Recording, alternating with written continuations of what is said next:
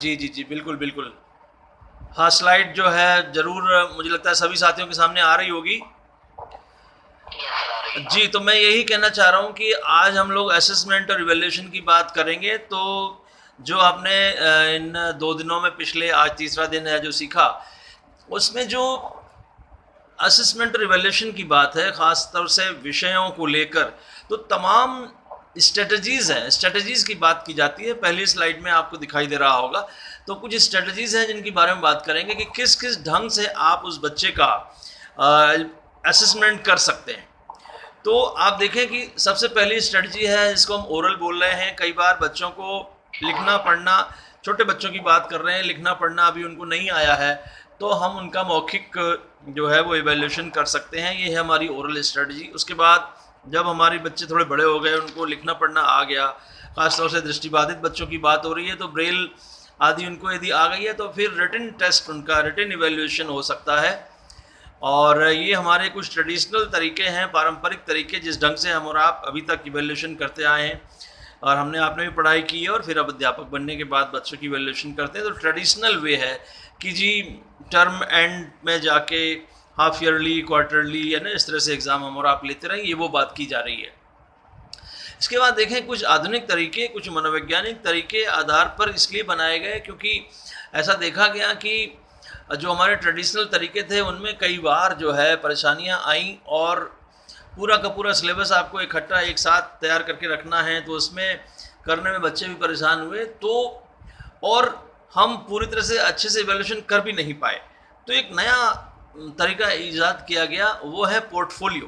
Portfolio assessment की बात और थोड़ा डिटेल में भी करेंगे, लेकिन यहाँ मैं आपको सिर्फ इतना बता दूँ कि पोर्टफोलियो में बच्चों की वैल्यूएशन करते समय हम ध्यान इस बात का रखते हैं कि बच्चों ने डे टू डे जो भी काम किया है, यानी कि आपकी इवैल्यूएशन की समझो एक फ़ाइल होती है, उस फाइल में आपका day to day evaluation work बच्चे ने, मतलब वर्क, परफॉर्मेंस वर्क, बच्चे ने जो भी किया, जो भी काम किया, वो उसकी आप शीट वहाँ पर रखते हो। तो उस तरह से आप एक फ़ाइल नुमा बना लेते हो, और वो उस समय आपके, मतलब यदि आपसे कोई पूछे कि भाई, विद्यार्थी पूछे या उसका कोई पेरेंट पूछे या कोई और कंसर्न लोग पूछें कि भाई इतने मार्क्स, इतनी वैल्यूएशन आपने की, है ना, तो कैसे की, तो आप तुरंत का तुरंत उनको दिखा भी सकते हो कि भाई देखिए हमारे पास एविडेंसेस हैं। तो पोर्टफोलियो में हम एविडेंस रखते हैं अपने पास कि भाई ये बच्चा इस तरह से तरक्की कर रहा है। केवल ट्रेडिशनली टर्म एंड उनको हमने टेस्ट किया और उसका मार्किंग कर दिया, ऐसा नहीं, बल्कि हम time to time, day to day, daily basis पर उनका परफॉर्मेंस का रिकॉर्ड रखते हैं, जिसको कि पोर्टफोलियो कहा जाता है। उसके बाद कुछ और भी स्ट्रेटजीज़ हैं। आप देखें, हम बच्चे की मतलब जब वो उस क्लासरूम में है और तमाम कार्यों को कर रहा है, उसमें ऑब्जर्वेशन भी कई बार करते रहते हैं। उस ऑब्जर्वेशन, निरीक्षण के माध्यम से, मतलब ऑन द स्पॉट आप समझो कि बच्चे की क्या इन्वॉल्वमेंट है एक्टिविटीज़ में, कैसे वो रिस्पॉन्ड कर रहा है, कैसे साथियों के संग बिहेव कर रहा है, ये सब तमाम बातों को मिला जुला के बच्चे को ऑब्जर्व भी किया जा सकता है। सो ऑब्जर्वेशन में भी अनदर स्ट्रेटजी।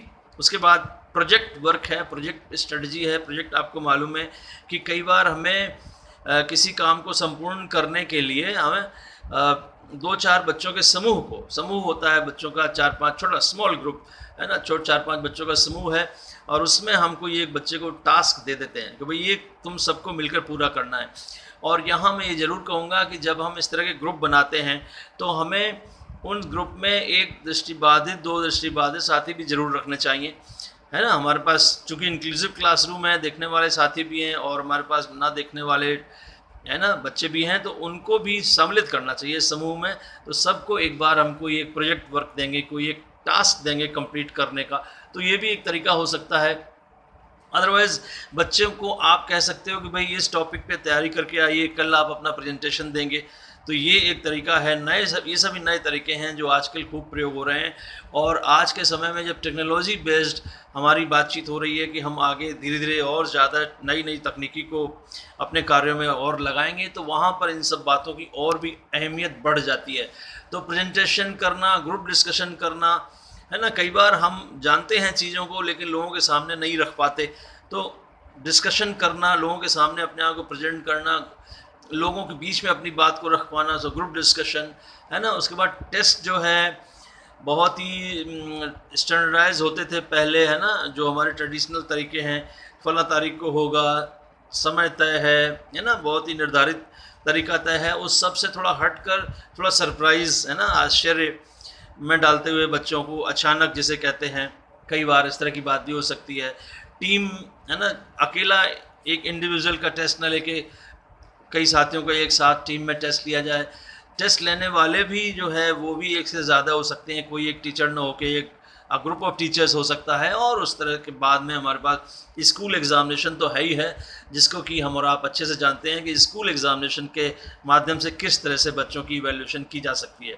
तो कुल मिला के अभी हम जो बात करना चाह रहे थे वो थी कि इवैल्यूएशन की स्ट्रेटजीज़ कौन-कौन सी हैं।